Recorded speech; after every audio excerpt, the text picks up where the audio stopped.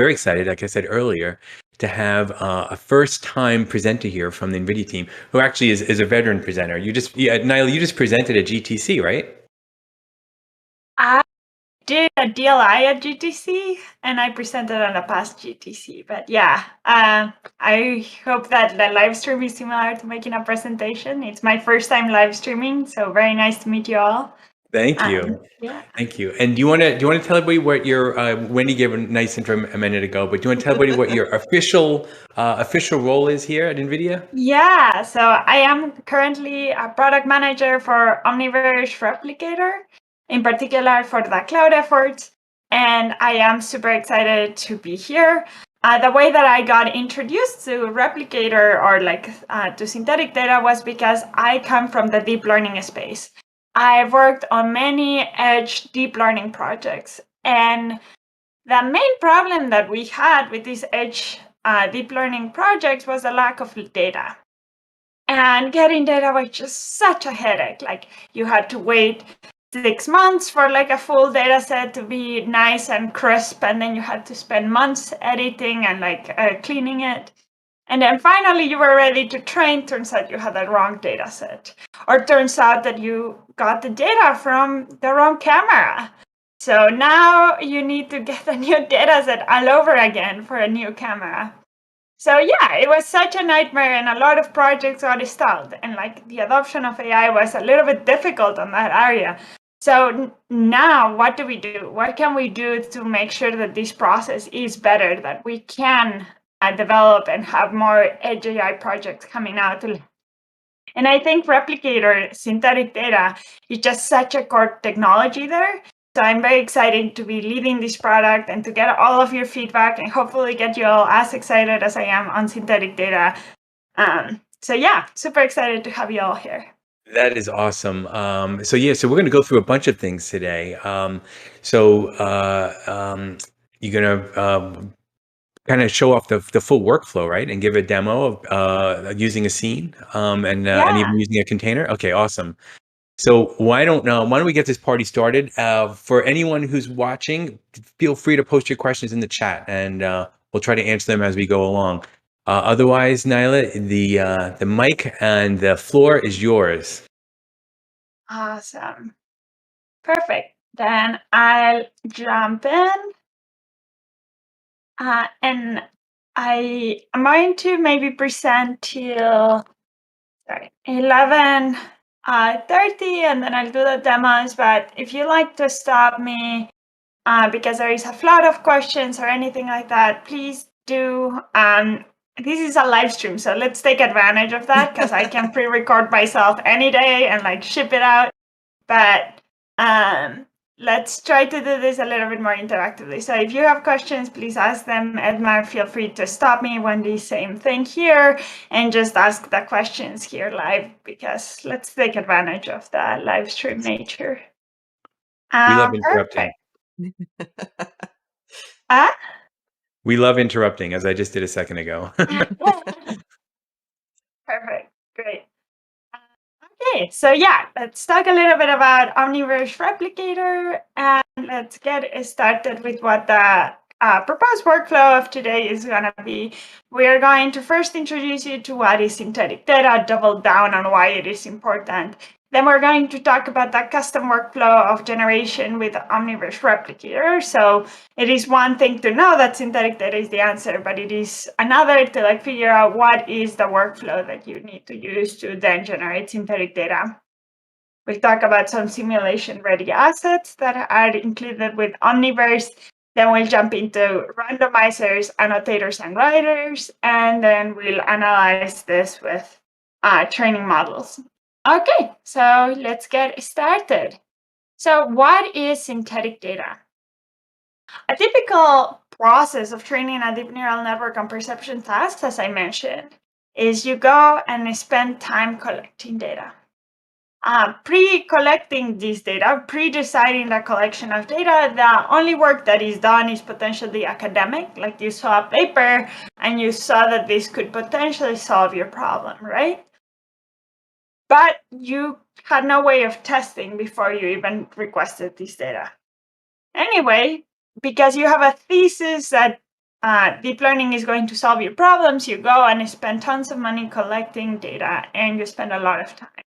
It gets annotated. So in this case, we have a simple bounding box annotation, and then it is converted to a format that the DNNs can use for training, and then you train.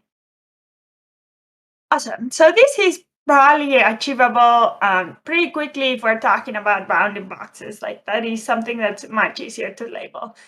What happens when there are things that are much more difficult to label?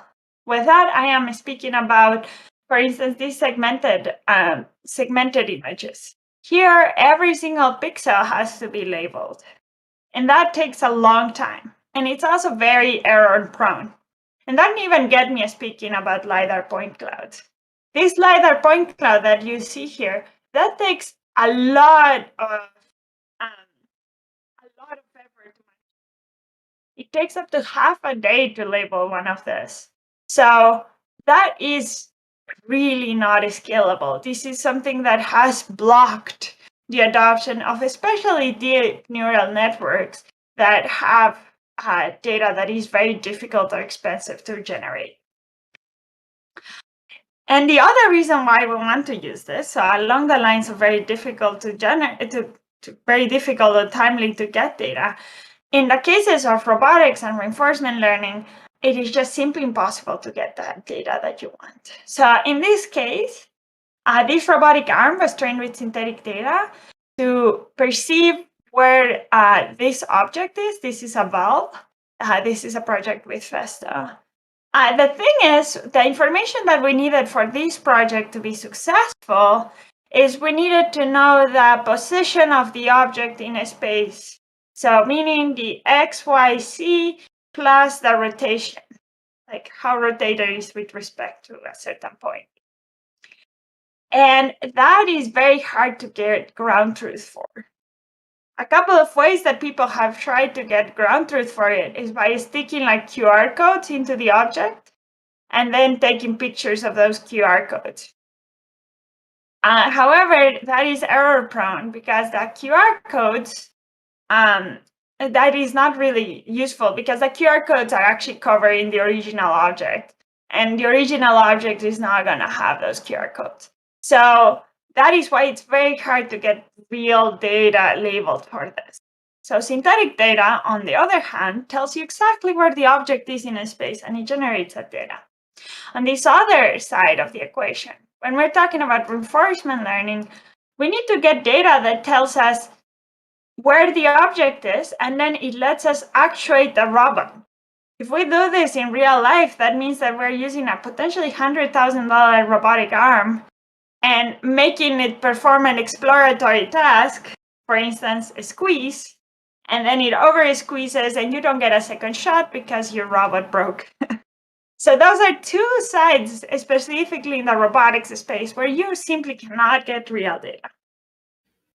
But outside of robotics, which is the application I'm more exciting, which is like bootstrapping and online learning, another big reason why synthetic data is useful is because of rare events. Think about autonomous vehicles. We drive 10,000 miles on average without an accident. So there we are collecting data, a lot of data with no accidents, right? But we want to have accidents because we want to have an autonomous vehicle that can see that there has been an accident detected. Or we want an autonomous vehicle that can detect a deer at any time, at any weather condition. So that's rare events. That's where we want to use synthetic data outside of bootstrapping or getting started. Other data sets that are very difficult to get are non-visuals. As explained, LiDAR point clouds are very hard to label. Occlusions is another thing that we're not very good at labeling. So for instance, in one of the cases, we had a manual labeler that was labeling like a car moving over space. And turns out here was truck, truck, truck, truck. And then at the end, because they couldn't recognize it, just didn't label it, right? So most of the car was occluded. The human labeler didn't really know what that black square was. So in the case of that DNN, it especially because it was a time series DNN, it got very confused because it's like all of a sudden trucks disappear off a frame. So yeah, that's another issue with occlusions. Custom sensors and other things are also there. And then there is the cost of paying for label data and the cost of time, right? How long does it take to get your real data labeled? And is it even the real data you want? So here is where Omniverse Replicator comes into the picture. Omniverse Replicator is a highly extensible framework built on Omniverse. The hope is that it produces 3D synthetic data that enhances and bootstraps your performance of your AI perception network. Yeah, so there for just to drive down and like break down some confusion, sometimes you might be asking, Naila, I see that there is Omniverse Replicator, but I also hear Isaac Replicator and I hear Drive Replicator. I am confused. Well, the thing is, what we've noticed is synthetic data is a bit specific depending on your vertical, because for autonomous vehicles, you have certain needs that you might not have in robotics, that you might not have on your custom, I don't know, agriculture scenario. So the replicator is a base for all three of them, but Drive Replicator has autonomous vehicle specific features. Isaac Replicator has robotics specific features. And then Replicator, the API itself, which is shared the code as the other ones, also is meant for you to expand it and extend it for your own situation. So for instance, turns out you want to make an agriculture synthetic data generator to detect different types of ripeness of apples. Then you would take in Replicator, which I'll show you today, and you would extend it with your own assets to then generate that kind of data. So yeah, let's talk about a custom workflow for dataset generation with Omniverse Replicator. Yeah, so in this case, let's just focus on a simple use case, which is having a worker walking around a warehouse that has different kind of hard hats and detecting whether they are wearing it at all. So how would you go about creating this pipeline? So the first things first is to bring a technical artist or potentially to contract. So like you can go to some kind of 3D asset provider and buy in these assets. So you would get a worker here, you would create it, and then you would generate a scene. So a scene is a compositing together all of these 3D assets that you have gotten. Then you're ready to use some procedural scenario generation techniques. So here in today's live stream, I'll show you how to use Replicator to do some randomizations to procedural generate more scenes. Then you generate a batch and then you send it for training a deep neural. So this is the workflow. So first you need assets. So as I said, you can hire someone or you can build it yourself, or you can utilize the assets that NVIDIA provides. And these assets need to be simulation ready. So that means they have to be visually realistic. So for instance, if we're talking about glasses, as we are seeing here in the ramen shop from Omniverse, it needs to be reflective. It needs to have, for instance, fluids on it and so on. It needs to have some metadata that is required for your tag. So for instance, if you required to have a very realistic mesh with a very accurate center of mass, then that needs to be there.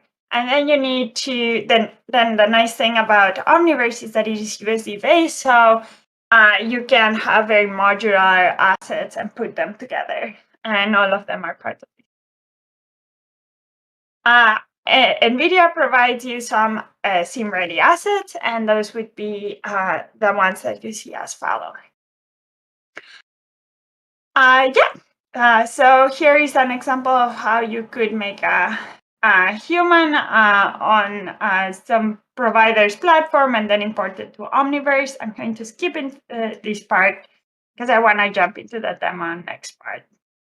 But yeah, basically here we are showing and you could go to this GTC talk, sorry, by Boomin Patak, who is my manager, and he talks exactly about this workflow. But I want to jump into the demo, so I'm going to skip these videos.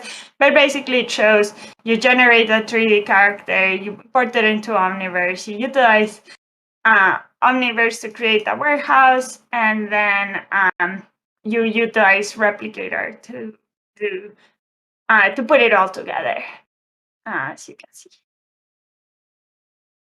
We are going to jump into it like a technical demo in a bit, so keep this back. Yeah. So one thing that you are going to notice when generating data is that some of this data that's going to come out will come with undesirable result. And this is one thing that is very important to notice with like synthetic data. So the thing is, you might get synthetic data that's completely useless for your training the first time. However, unlike training with real data, this is not the end. You have access to regenerate that data set, improve, potentially move the camera in different directions, and then get better performance on your deep neural network. So I would think about it as just look at your data set, explore, potentially train the DNN before exploring and see how it's performing, and then explore your data set. So yeah, with Replicator, after you've seen your data set, you figure out what kind of data you want. There are ways that you could create regions and like put cameras in plausible places. After you're happy with the script that generates the synthetic data procedurally, you can choose which kind of annotation you want. So say, for instance, you were able to get no problem 3D bounding boxes segmentations by purchasing the label data, but your depth maps were very off, right? So you wanted to have some kind of depth information from Omniverse. Replicator allows you to not only get RGB, but a lot of other types of annotations. So if you wanted to explore 3D deep learning, but you weren't able to get 3D bounding boxes in the past, now you can. Go ahead and start using Replicator for 3D bounding boxes, or for instance, for improving your depth or things. Outside of generating the right annotated data, you need to write it. So we provide you the Kitty writer and the Coco writer that's coming soon. And with that, you can write that data. We give you an example of how to make your custom writer, because we understand everyone has different data needs. So you're trying to build a new kind of DNN, you're putting some kind of incredibly new you can come in and modify the writer to write it that way. So to summarize the process, you generate content, you then do the main randomization and contextual scene generation and produce a synthetic data set. Then you're ready to train the AI, and then you evaluate. One very important piece, and I mentioned this before, but it is now your data set is not fixed. Your data set is something you can change. So this is something that you can do. You can think of it as a new set of hyperparameters of your AI training side. So for anyone who's trained a deep neural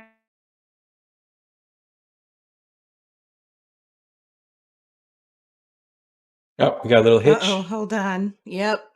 I'm sure she'll be back. Maybe give her a moment to catch your breath. Yep. I don't have dark lighting conditions. Oh, here. Okay, your camera. Okay, that you froze up for a second, but I think you're back in action. Can you hear me? Yes. We can hear you now. Okay, perfect. Yeah. So yeah, and you can regenerate with a better lighting condition. So you can regenerate with new assets. Or say you were making a grocery store detection item, and the new grocery items come all the time. So rather than having to go and label all of that, you can just add a 3D asset into your pipeline and then generate that data set the same day and then retrain the DNN. So yeah, there are tools that we provide to view and analyze the data set, which I'll show you in a bit. But yeah, this is how the data would look after some post-processing with hard hat, without hard hat. And then you would be able to go ahead and start training. Yeah, so one last thing on this before we jump into like the hands-on stuff is that you can now utilize Replicator in the cloud. It is you launch it in an EC2 instance with the AMI provided by Omniverse, so Amazon Machine Image, and you can get ahead and start generating headlessly data. So this is for any of you that don't have access to a workstation. But for the people who do, let's get into the workstation. Or before we do that, let's have a think. Are there any questions, any comments? I think, go ahead, Maddie. There was just one question about once the 3D scene is built, can its data be replicated and adjusted? Will you be showing that?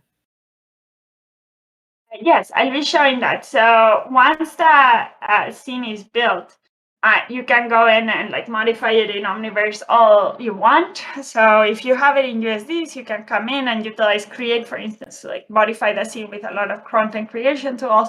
Or you can just use directly code and problematically modify the scene. And I will actually show a very basic scene with modify.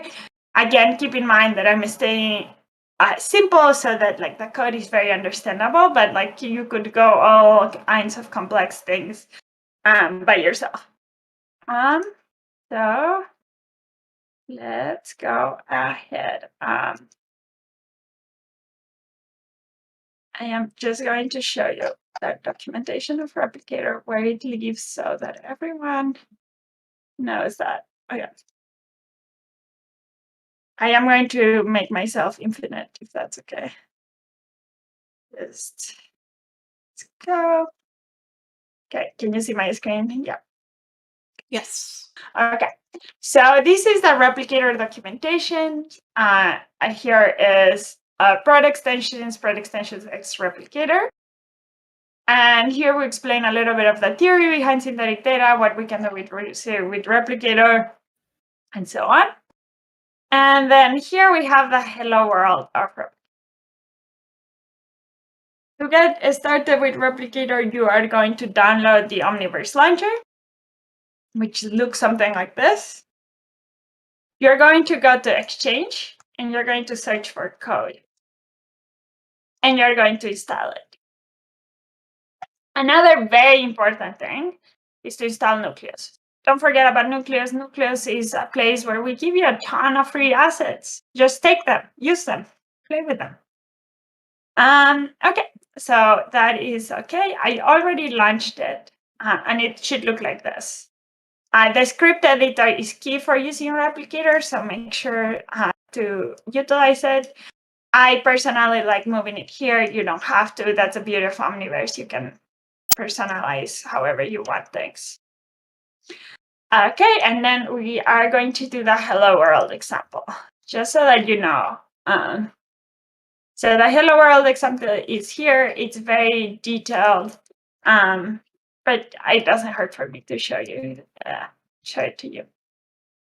So you can come in here and you copy paste it here into the script editor, then you press run. So what is happening when you're pressing run? So you are first here in this script importing Replicator core, which is the library. Then you're opening a new layer.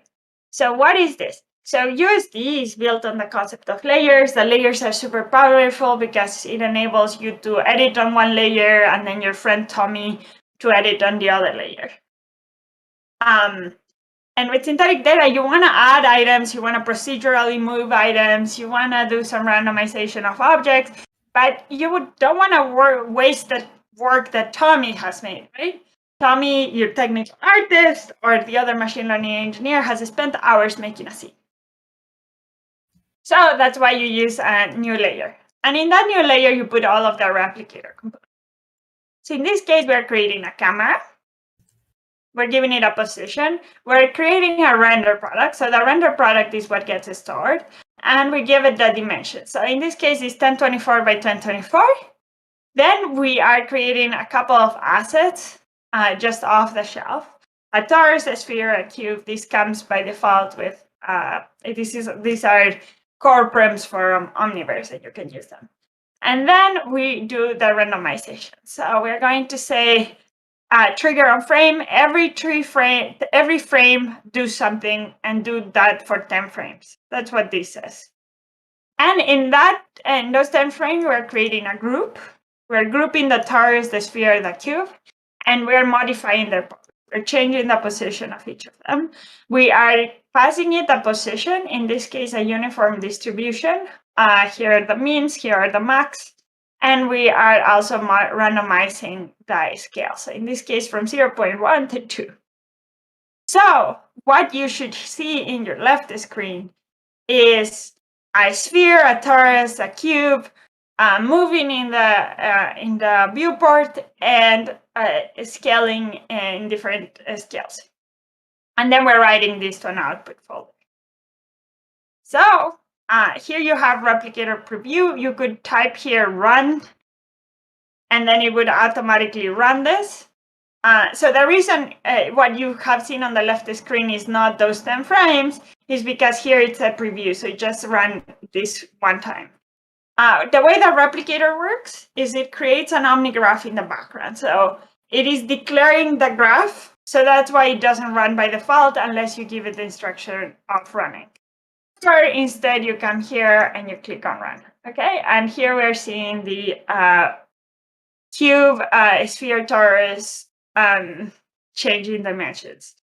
There is a way of avoiding them to overlap, which is a feature in the API that I would recommend you check it out. Okay, so that is how to do the very, very basic script. Questions so far?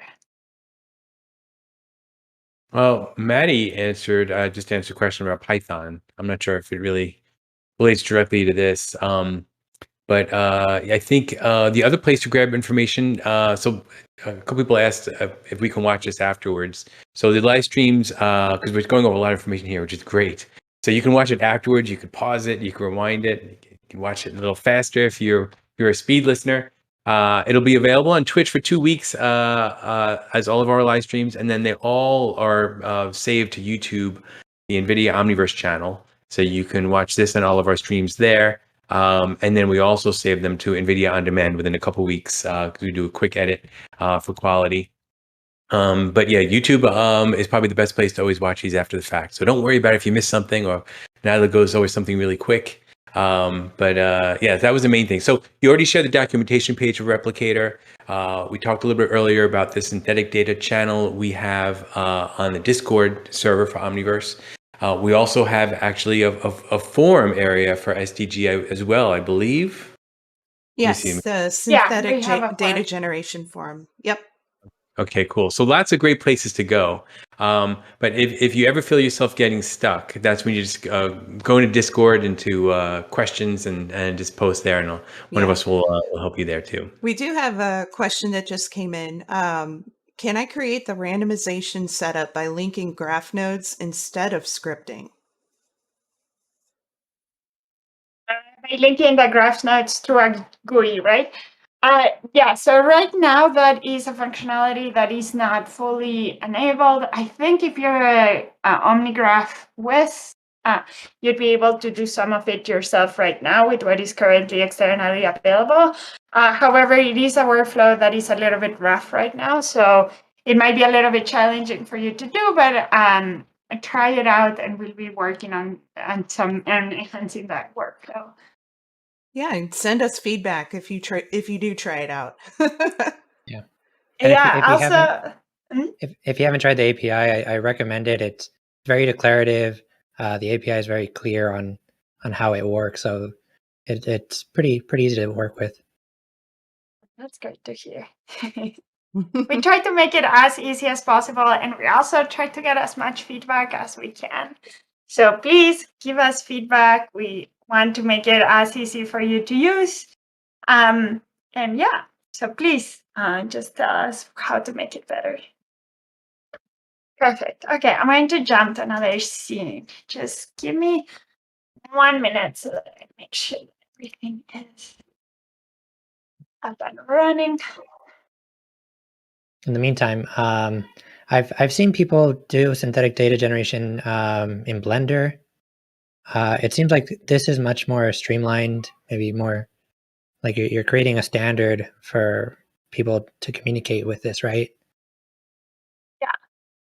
Yeah, so we are making it as easy as you can do it. And the thing, honestly, that's like the biggest perk of Omniverse is the fact that it has tons of connectors.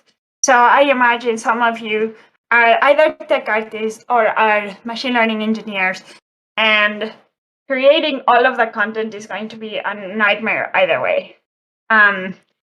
So the fact that you can get assets from like SketchUp's warehouse or from other stores or from FBX and so on, and you can put them all together into one page. Maybe the quality of the assets is not exactly what you want, but you can get to exploring. And then once you settle, oh yeah, that wasn't the best asset, but this is the direction I'm heading, then you can invest more on that specific content, right?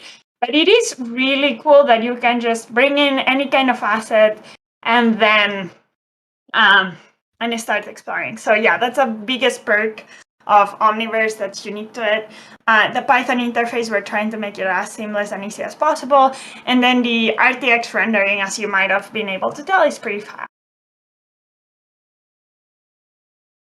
Awesome. I see we definitely have some Blender fans that are watching. That's great.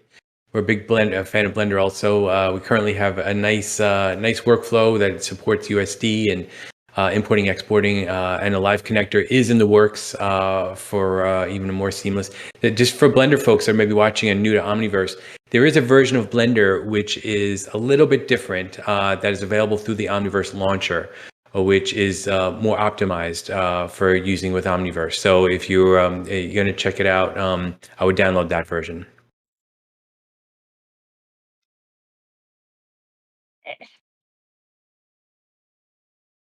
Awesome. I am going to get back to sharing my screen, and this is going to be answering the question of the previous person, which is like, once I have a scene, what can I do with it? Like, can I modify it? Can I do different things with it?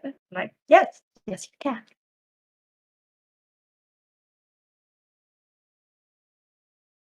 Okay, so here we go. Can you see my screen? Yes. You're seeing Omniverse, right? No, we're seeing ourselves. No. Sorry about that. Oh, it's applications. Okay, now you're seeing Omniverse. Yes. Mhm. Thank Okay, you. awesome. So here we have a scene. This comes with Omniverse. So when I was talking at the beginning of the Nucleus server, if you come here, so this is Omniverse Nucleus server. This is the local host, the one that we give you for free. Here, as you can see, there is tons of content. And we're going to be using the simple warehouse. So here, this comes in the NVIDIA assets folder under Isaac in all of this ginormous path. It is detailed on the documentation though, where this path is.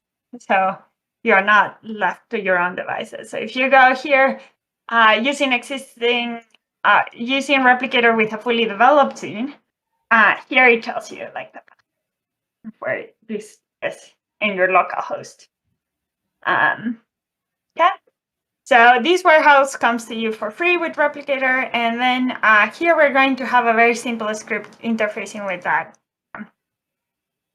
that scene. So we import to OmniReplicator.core, as we did before. We create a new layer. We are now going to create a render product, but we are not going to create a render product from nowhere. We are going to create a render product from a camera that already exists in this scene. So here is the path to root camera. How do you find that root camera, you ask? Well, here.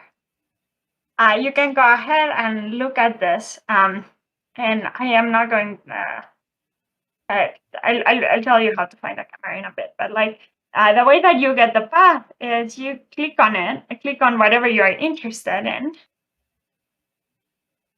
And here you'll see the path, right? Root barcode 94.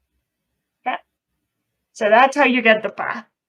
For the camera in particular, you might need to find it. You'll find it here too. Sorry, I cannot find it right now, but it is in there.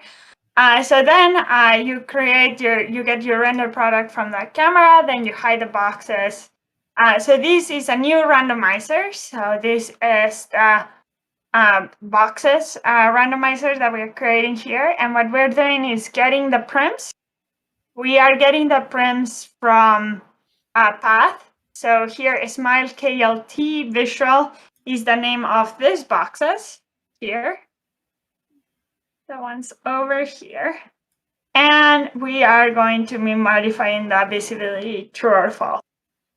This is going to be a little bit of an odd because things are going to be visual. Like it's going to look like a Jenga puzzle a little bit some of the time here.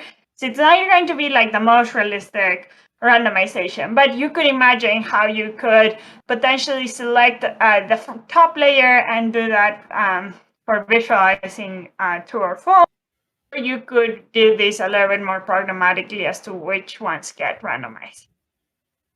So we run this. I execute. Yeah. I was going to say you cut out a little bit there. Yeah, and as you can see, the boxes are disappearing. What? Oh, well, can you see? So if you see here, the boxes are like disappearing. That's because of the visibility has been turned on and off. So that's a hide boxes.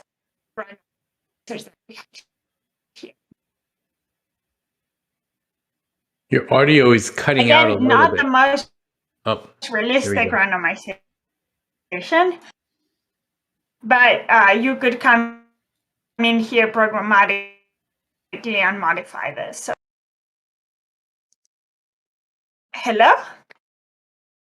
The audio was chopping up a little bit. I don't know. Was same for you, Maddie and Wendy? Yeah, it was chopping a little bit. Yeah, I'm not sure why that would be.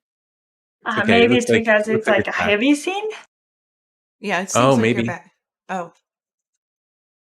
Yeah, now I'm back, but like now my video, my streaming is no longer on. Well, I hope you were able to see what just happened, and I'll try sharing again like one last time. Let's see. But yeah, so I had this very basic randomizer. Could you increase the font size just a little bit? And here I have another one. Oh. Okay. I'm going to blame Discord on this because I have extremely fast internet. So it looks like I'm still cutting off if I share my screen. Are you sharing the app or Can you hear me? or the whole screen? I was sharing the app, but when I share the app, it goes into this choppy mode. Have you tried the full screen? No. Okay, let's try a full screen. Okay, maybe I should reduce that. Yeah, like the intensity, the frames per second. How is that going? So far, so good. And then there was a request on the chat if you can. can. You hear me? We can hear you. So far, so good. Yes.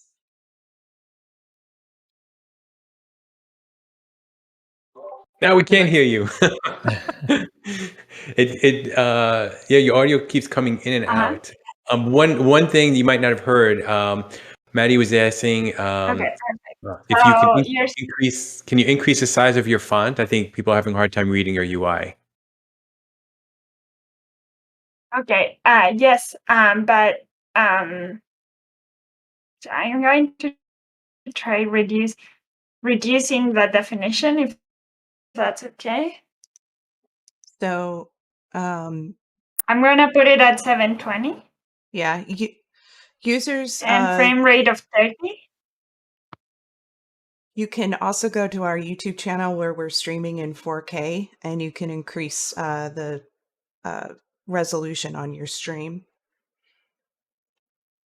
I am going to downgrade from 720 to 720 and a frame rate of 30. So for everyone who's watching live, it is faster. I just can't show that. Okay, now you can see me and hear me. Yeah. Yes. And I'm sharing my screen and I'm not chopping off anymore. No, you're good. Okay. Okay, yeah. So someone asked for me to make the screen larger. I will put it here on the code, like the code here, Perfect. because it's just easier. And I feel like I personally don't like dark mode, which I might get hated on, but I don't like dark. We'll forgive you. This is good. So here I am importing Omniverse Replicator, and as I said, a new layer so that it doesn't interfere. And hide boxes was one randomizer that we saw, but now we're going to do a different. So this is the nice thing about Replicator, is that you can just come in and make different randomizers that do different things that make your scene more procedural.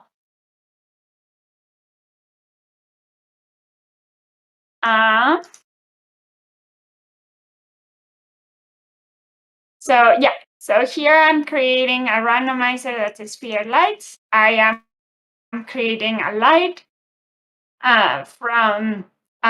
with the Replicator API to create lights. We're choosing a sphere light. We're giving it a normal distribution so that the temperature is between 6,500 and 500. The intensity is between 3,500 and 5,000. And the position at 35,000 and 500 and 5,000. And the position is in this range, min and max, and the scale is between 50 and which might be a little bit large. We could toggle those numbers, but this is just a sample with an extra run. And now I am going to copy paste that into the script editor. It is done, but yeah, you can change this, modify the temperatures, and create a way varied type of scene.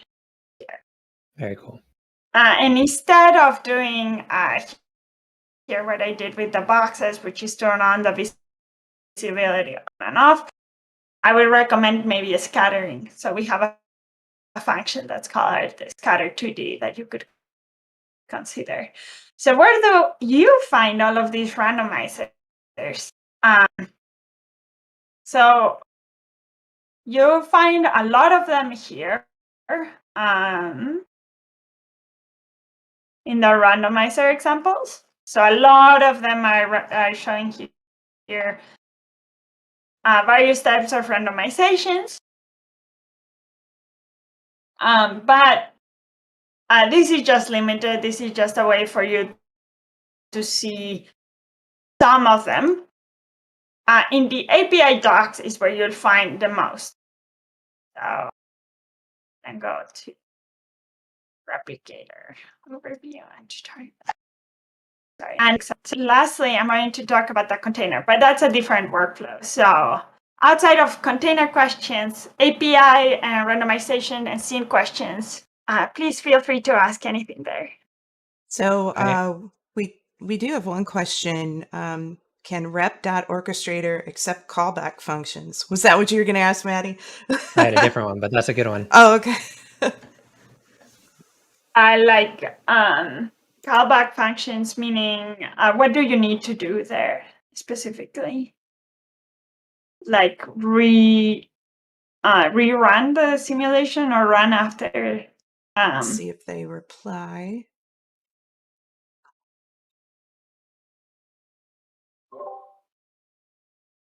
And I don't have a we could reply also yet. take this one in. Let's take this one on like the chat. Okay, yeah. We'll reply there. My question was, how did you get to the API docs? Oh yeah, the API docs. In the tutorials docs.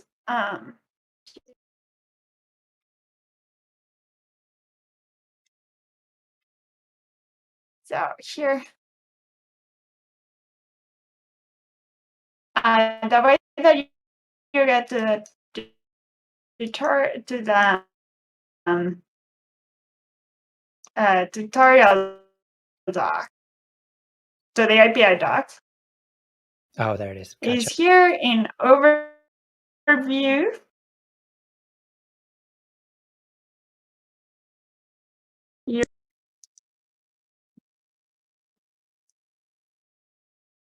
The audio definitely keeps going in and out. Yeah. I think I'm quitting all of my graphics, which is only Replicator. And then we're going to have the container, but. As a testament to your awesome presentation abilities, a user said, even though the audio is not working, the presentation is awesome and they can follow along. I'm so sad that it's not working. But, no, it comes in and out, so not all of it was inaudible. Well, I'll tell Simon that audio interface is not working very well today. Simon. For anyone who didn't get that joke, he's like referring to our technology to make like animated avatars and convey like the audio that I have. For all you know, I could be an avatar. So we did get more information about the rep orchestrator question. For each iteration, they want to do something within that iteration. Oh, yes. So that would be on the online learning side. We do have an online learning example. An online learning example in Isaacson, because RL, I assume this is RL-like kind of thing. Or maybe not. Maybe this is like you want to control the camera for your movement. I think that's the latter, is they want to change something for each scenario. Oh, yeah. There is a way of like creating custom Python functions that you can run to control the camera if certain things are happening. I think this is more, let's dive onto that on the chat though. Cool. Okay, and then let's jump to a container, to that container workflow. Okay. Sorry, I'm like going back and forth from sitting to like standing. I am a little bit of a fidgety person.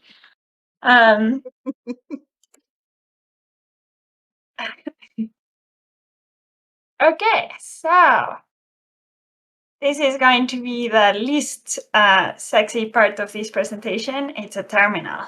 Woo!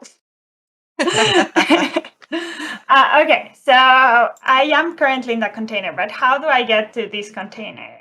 Let me show you the docs for that.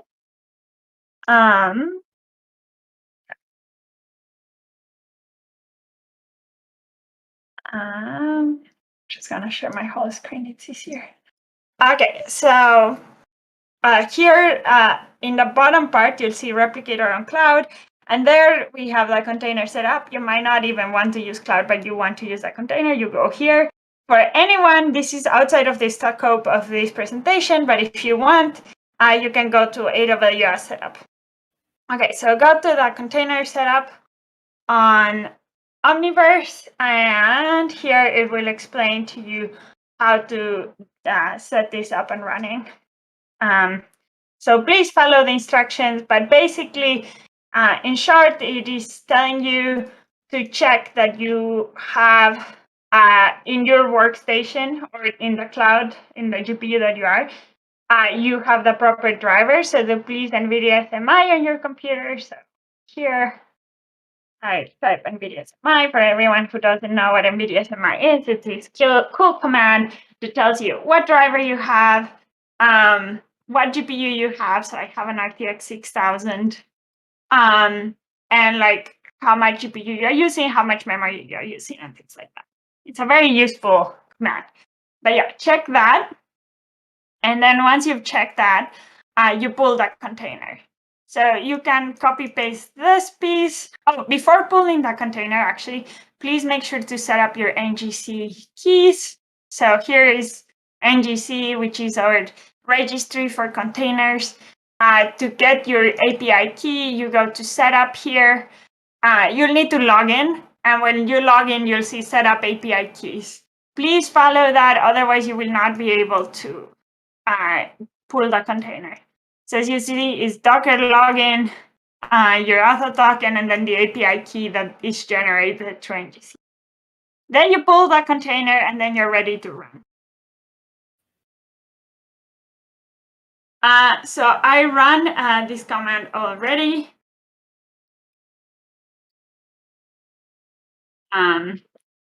Which I am going to do. So this is a command, right? So it's Docker run. Oh, by the way, make sure that your Docker is the NVIDIA Docker. So how do you go about setting up NVIDIA Docker and not just a simple Docker? You need to follow these instructions. Just make sure that, yeah, you have the NVIDIA container toolkit. That's very important. Otherwise, it will not, like the container will not have access to your GPU, and thus you will not be able to use it. But yeah, anyway, when you have that container, if you are using AWS, forget about installing NVIDIA Docker because it comes with the machine image that we give you. But if you're doing this locally, please install NVIDIA runtime in your Docker. So then you do Docker run. You give it the GPUs all. If you have 4, you can choose 1 or 2 or 3. And then you give it the enter point, in this case, just being bash, IT, which is interactive mode, and then you give the path to the container. Also here, in the command that I launch here, I did a -v command. So what is -v? -v is a volume, and it is making your computer communicate with a container. So in the case of this, I have this folder, which is home, Nyla, in the desktop with a live stream, the live stream code, and I map this to like live stream folder on the container. And then I click enter. So if you see here, this container was set up that way. So if we do /, I'm going, maybe you need a little bit larger. So if you do here ls root live stream, you'll see that I have this. And here in my computer, desktop live stream. And you'll see that there is a test.py and a warehouse.py, but in this case. So that's how you map a volume into your container. And that is very important because for running this script, I need this test.py script because I'm going to be launching a test.py. Where do you find that test.py script? That test.py script is documented here. Storage volumes, copy, whatever. There is extra information here. But yeah, here is that we tell you to utilize test.py. Test.py you'll find in running Replicator headlessly. You basically copy paste that and you put it in the container. The way that I put it in the container was by doing that volume. But another way that you can do that is by utilizing like Vim and then utilizing Vim in the container. So you copy paste that test.py. That test.py that I am showing there, closed here. It should be here. It's the same one that we run on the computer before. But instead of having preview at the bottom, it says run. So it is running. This is super important when running headlessly. That you tell it to run. Otherwise, the process is going to be stalled because it's never going to be running the actual script. Is just going to be loading that OmniGraph, and then nothing's going to be happening. So this run command is very important for running headlessly or in a container. Okay. So now we're going to use this command, startup.sh. You just launch it like that. All right, Control C.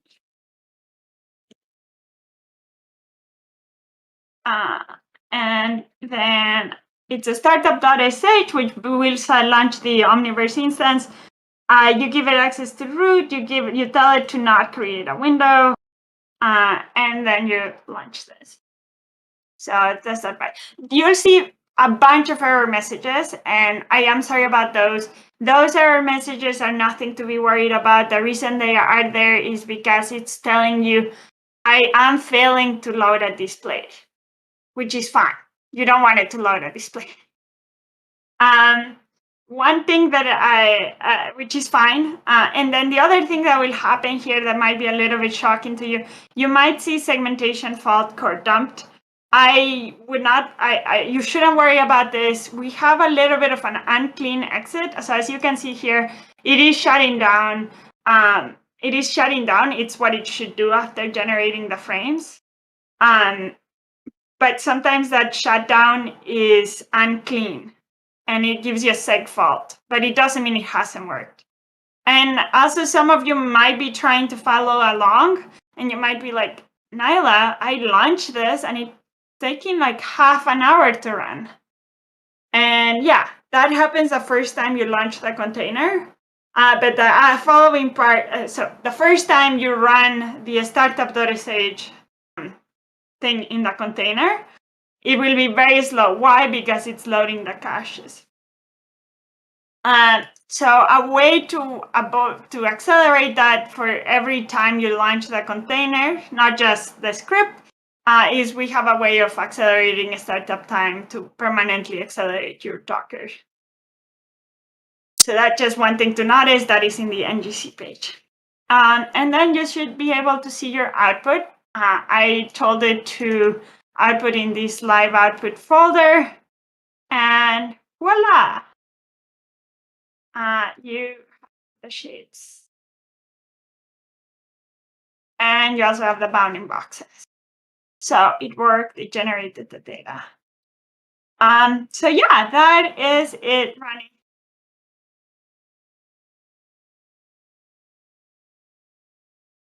Any common questions, concerns? So that's, yeah, running headlessly, running in a container. It can run on the cloud with the same way, and that's how you see your data. Any comments, questions, concerns? We had a bunch of people asking questions, but I think we've been answering them as we went along. So let me see here. So someone was asking about mobile GPU, and I thought it was one of those mobile cases where you can carry around your GPU, but they're talking about Jetson. So how do we run Replicator on those types of GPUs? Replicator and Omniverse. It does not run on a GPU. It needs RTX cores. It's quite memory intensive. It's quite energy intensive. So it will not run there. Its main purpose is to produce data to train a DNN that then can be deployed on a Jetson. So imagine you just like generating in the cloud, training in the cloud, and then deploying on the device.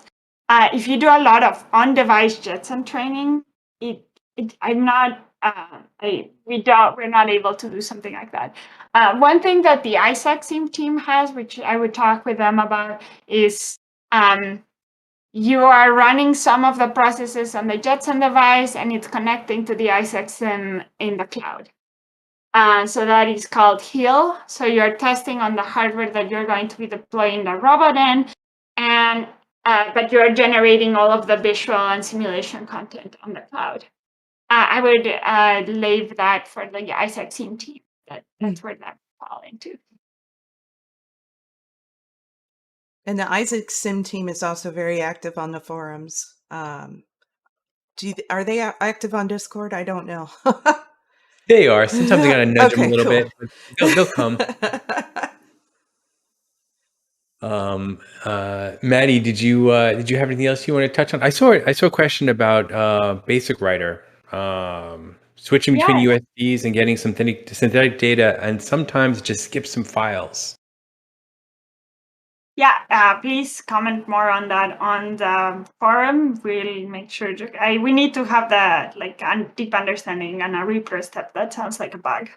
Yeah, the forums are definitely the best place to post any bugs because we have the forums integrated with our bug tracking internally, so it's much easier for us to prioritize it and get the right developers on board. So so please, that does sound like a bug. Please bug us on that. Put it in the forum. It actually makes it faster for the dev team to communicate with you when we have documentation behind it. So absolutely post it on the forums. Yeah, with the way that our forums become internal bugs or internal feature requests, and we use it to keep track of whether they are going live or not. So yeah, please put them all in the forum. All right. Well, let me see. I'm wondering if it makes sense, since we do have a few hardcore users watching, if they're interested in hopping over to our Discord server now, maybe we can sneak a few more minutes of Nyla's time to jump up to the community voice chat room where we can chat directly with the users and maybe dive into some of these questions. Nyla, if you have a few minutes, 5 minutes. Yeah, sure. Let's do 5 more minutes. All right. All right, cool. So, okay, so this officially concludes the Twitch and YouTube version of this Replicator demo. But as I just said, we're going to jump on the Discord server right now, discord.gg/NVIDIA Omniverse. There's a community voice chat room. We will go there. You'll see our names there in 1 second. Join us there, ask your questions, and continue the conversation. Nyla, thank you so much. Wendy, continue your awesome recovery, and thank you for your volunteering efforts. Maddie, thanks for deciphering some of the tech. Really, really exciting and really compelling technology. We can't wait to see what the world does with this. So thank you, Nyla. Yeah, thanks everyone. We'll see you in the community chat. Yeah. Bye. Take care.